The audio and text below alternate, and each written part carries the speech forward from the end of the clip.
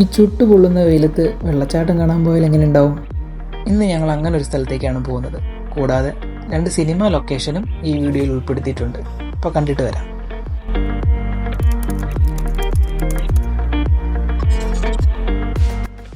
ഞങ്ങളുടെ ഇന്നത്തെ യാത്ര അരുവിക്കുഴി വെള്ളച്ചാട്ടം കാണാനായിട്ടാണ്. പത്തനംതിട്ട ജില്ലയിലെ കോഴഞ്ചേരിക്ക് സമീപമുള്ള തടിയൂർ എന്ന സ്ഥലത്താണ് ഈ വെള്ളച്ചാട്ടം സ്ഥിതി ചെയ്യുന്നത്. ഇന്നത്തെ യാത്രയുടെ പ്രത്യേകത തന്നെ ഈ ചുട്ടുപൊള്ളുന്ന വെയിലത്തെ വെള്ളച്ചാട്ടത്തിൻ്റെ അവസ്ഥ എന്തെന്നും കൂടി അറിയാനാണ്.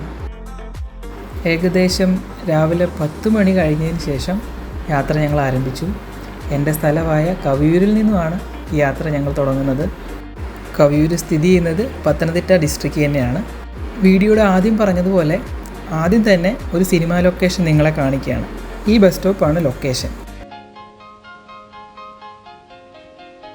1990 ഇറങ്ങിയ ബാലചന്ദ്രൻ മേനോൻ സംവിധാനം ചെയ്ത കുറുപ്പിൻ്റെ കണക്ക് പുസ്തകം എന്ന സിനിമയിലെ ലൊക്കേഷനാണ് ഇത് കാണുന്നത്. എക്സാക്റ്റ് ലൊക്കേഷൻ പറയുമ്പോൾ കവിയൂരിലെ കണിയൻപാറ എന്ന ജംഗ്ഷനാണിത്. സിനിമയുടെ ഒട്ടുമിക്ക ഭാഗങ്ങളും ഷൂട്ട് ചെയ്തിരിക്കുന്നത് തിരുവല്ല, കവിയൂർ പ്രദേശങ്ങളിലാണ്. അങ്ങനെ ഞങ്ങളുടെ യാത്ര തുടർന്നുകൊണ്ടേ ഇരിക്കുകയാണ്.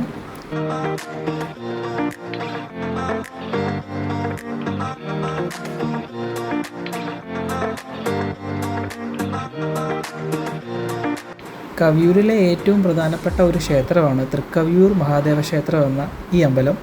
വളരെയേറെ പ്രത്യേകതയുള്ള കവിയൂർ സ്ഥിതി ചെയ്യുന്ന തൃക്കക്കുടി ഗുഹാക്ഷേത്രം സ്ഥിതി ചെയ്യുന്നതും കവിയൂർ അമ്പലത്തിന് സമീപമാണ്. ഇനി കാണാൻ പോകുന്ന ഈ സ്കൂളാണ് അടുത്ത സിനിമ ലൊക്കേഷൻ. നവാഗതനായ സിദ്ധാർത്ഥ് ശിവ തിരക്കഥ എഴുതി സംവിധാനം ചെയ്ത 2013 പുറത്തിറങ്ങിയ മലയാള ചിത്രമാണ് 101 ചോദ്യങ്ങൾ. ഇന്ദ്രജിത്ത് കേന്ദ്ര കഥാപാത്രമായി അഭിനയിച്ച സിനിമ 2012 ദേശീയ ചലച്ചിത്ര പുരസ്കാരത്തിൽ മികച്ച നവാഗത സംവിധായകനുള്ള ഇന്ദിരാഗാന്ധി പുരസ്കാരമാണ് സംവിധായകൻ കരസ്ഥമാക്കിയിരുന്നത്. കൂടാതെ എൻ്റെ ഹൈസ്കൂൾ പഠനകാലം ഈ സ്കൂളിലായിരുന്നു. ഇപ്പോൾ എത്തി നിൽക്കുന്ന ജംഗ്ഷൻ തോട്ടഭാഗം എന്ന് പറയും. ഇവിടുന്ന് റൈറ്റ് സൈഡിലേക്ക് പോയാൽ തിരുവല്ലയും ലെഫ്റ്റ് സൈഡിലേക്ക് പോയാൽ കോഴഞ്ചേരിയുമാണ്. വെള്ളച്ചാട്ടം സ്ഥിതി ചെയ്യുന്നത് കോഴഞ്ചേരി ഭാഗത്തേക്കാണ്. അതുകൊണ്ട് തന്നെ ലെഫ്റ്റിലേക്ക് ഞങ്ങൾ യാത്ര തുടർന്നുകൊണ്ടേയിരിക്കുകയാണ്.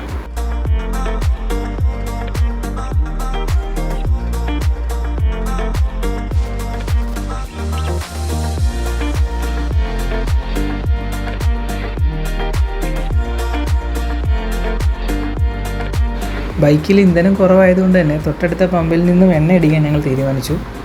അരുവിക്കുഴിയിലേക്ക് എത്തുന്ന തിരുവല്ല, ചങ്ങനാശ്ശേരി ഭാഗത്തു നിന്നുള്ളവർ മാക്സിമം ഇരവിപേരൂർ, ഈ ജംഗ്ഷൻ്റെ പേര് ഇരവിപേരൂർ എന്നാണ്, ഇവിടുന്ന് പെട്രോൾ അടിച്ചുകൊണ്ട് പോകാൻ നോക്കുക. ഇതാണ് ഇരവിപേരൂർ ജംഗ്ഷൻ. ഇവിടുന്ന് റൈറ്റിലേക്ക് പോകുന്നത് കോഴഞ്ചേരിയിലേക്കും ലെഫ്റ്റ് അരുവിക്കുഴിയിലേക്കുമാണ്.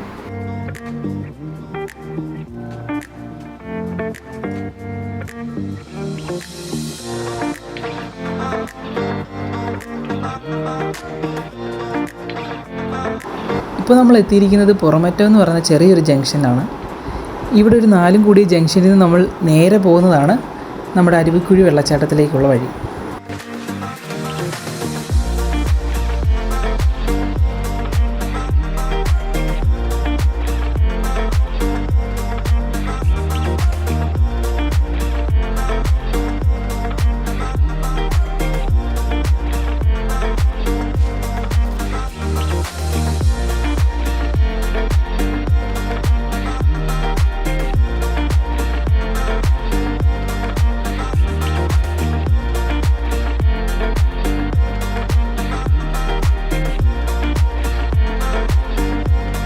രണ്ടായിരത്തി 2018 പ്രളയകാലത്ത് ഒരു തകർന്നുപോയ പാലം ഇവിടെ നമുക്ക് കാണാൻ പറ്റും.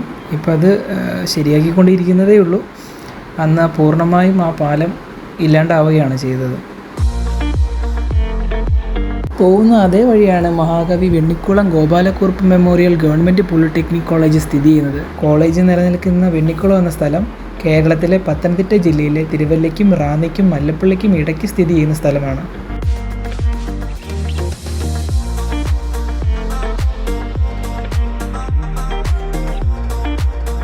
ഇതാണ് വെണ്ണിക്കുളം ജംഗ്ഷൻ. ഇവിടുന്ന് റൈറ്റിലേക്ക് പുല്ലാട്, കുമ്പനാട്, കോഴഞ്ചേരി വഴിയും ലെഫ്റ്റിലേക്ക് മല്ലപ്പള്ളിക്ക് പോകുന്ന റൂട്ടുമാണ്. നമ്മുടെ യാത്ര എന്തായാലും നേരെയാണ്. നേരെ പോകുന്നതാണ് അരുവിക്കുഴിക്കുള്ള വഴി.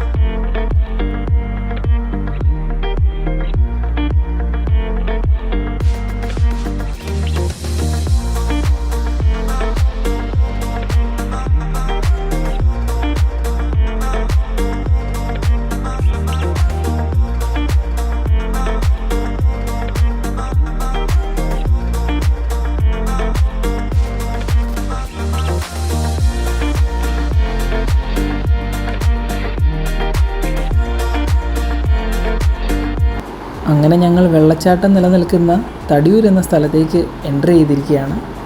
തടിയൂർ ജംഗ്ഷനിൽ നിന്ന് കുറച്ച് ദൂരം മാത്രമേ ഉള്ളൂ അരുവിക്കുഴി വെള്ളച്ചാട്ടത്തിലേക്ക്. തടിയൂർ ജംഗ്ഷനിൽ നിന്നും ഈ റൈറ്റ് സൈഡിലേക്ക് കാണുന്ന വഴിയിലേക്കാണ് നമുക്ക് എൻ്റർ ചെയ്യേണ്ടത്. ഇവിടുന്ന് ഏകദേശം കുറച്ച് ദൂരം മാത്രമേ ഉള്ളൂ നമ്മുടെ അരുവിക്കുഴി വെള്ളച്ചാട്ടത്തിലേക്ക്.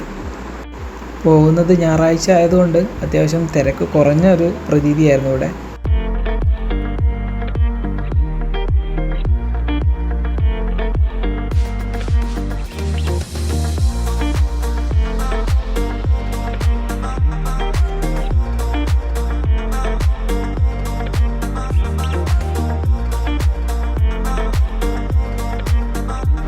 ഫൈനലി നമ്മൾ അരുവിക്കുഴി വെള്ളച്ചാട്ടത്തിലേക്കുള്ള ആ ചെറിയ ജംഗ്ഷനിലേക്ക് എത്തിയിരിക്കുകയാണ്. ഇവിടെ നിന്നുള്ള ഈ ചെറിയ ഇറക്കം കഴിഞ്ഞെത്തുന്നത് നമ്മൾ ആ വാട്ടർഫോൾസിലേക്കുള്ള എൻട്രൻസിലേക്കാണ്. എൻട്രൻസ് എന്ന് പറയുമ്പോൾ നമുക്ക് നടന്നു പോകാൻ അത്രയ്ക്ക് സുഗമമോ അല്ലെങ്കിൽ വണ്ടി പോകാൻ പാകത്തിലുള്ള റോഡും കാര്യങ്ങളൊന്നും ഇവിടെ ഇല്ല എന്നുള്ളതാണ് ഇവിടുത്തെ പ്രത്യേകത. അതുകൊണ്ട് തന്നെ പ്രായമായവർക്കും നടക്കാൻ ബുദ്ധിമുട്ടുള്ളവർക്കുമൊക്കെ വളരെ പ്രയാസകരമാണ് വാട്ടർഫോൾസിലേക്ക് എത്തുക എന്നുള്ളത്.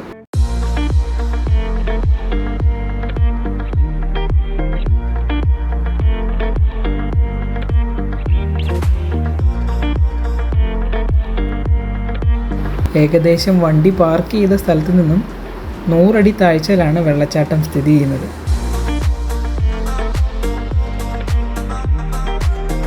ഫൈനലി ഞങ്ങൾ വെള്ളച്ചാട്ടത്തിലേക്ക് എത്തിയിരിക്കുകയാണ്. പ്രതീക്ഷ പോലെ തന്നെ വെള്ളത്തിൻ്റെ യാതൊരു അംശവും ഇവിടെ കാണാൻ പറ്റിയില്ല എന്നുള്ളതാണ് സത്യം. ഇതിന് മുമ്പ് ഇവിടെ വന്ന സമയം, വെള്ളം ഉണ്ടായിരുന്ന സമയം ഈ തെളിഞ്ഞ ഭാഗത്തോടാണ് കുത്തി ഒഴുകി വെള്ളം പോയിക്കൊണ്ടിരുന്നത്.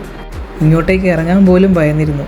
കാരണം അതുപോലെ തെന്നലും വെള്ളത്തിൻ്റെ ഒഴുക്കും കൂടുതലായിരുന്നു. അത്ര തന്നെ പൂർണ്ണമായിട്ടും വെള്ളമില്ലാത്തൊരവസ്ഥയല്ലായിരുന്നു. കുറച്ച് വെള്ളം ഈ പാറക്കെട്ടിന് താഴെ കെട്ടിക്കിടപ്പുണ്ടായിരുന്നു.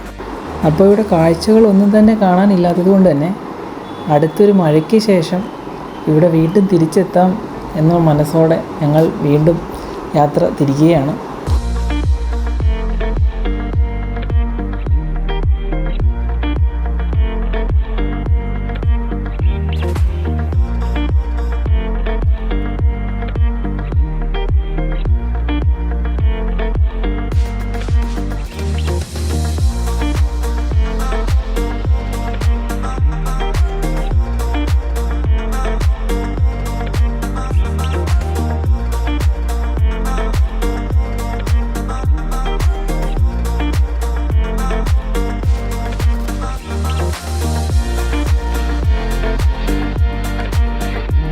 ചൂടിൻ്റെ തീവ്രത കൂടുന്നതിനനുസരിച്ച് തന്നെ ഞങ്ങളുടെ ദാഹവും കൂടിക്കൊണ്ടേയിരുന്നു.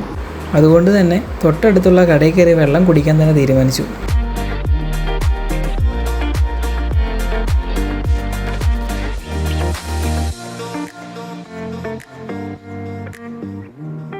വെയിലിൻ്റെ തീവ്രത ഇനിയും അനുഭവിക്കാൻ മടിയുള്ളത് കൊണ്ട് തന്നെ എത്രയും വേഗം വീട്ടിലേക്ക് ഒരു 150 രൂപയുടെ കിറ്റും വാങ്ങിച്ച് ഞങ്ങൾ അങ്ങനെ വീട്ടിലേക്ക് യാത്രയായി.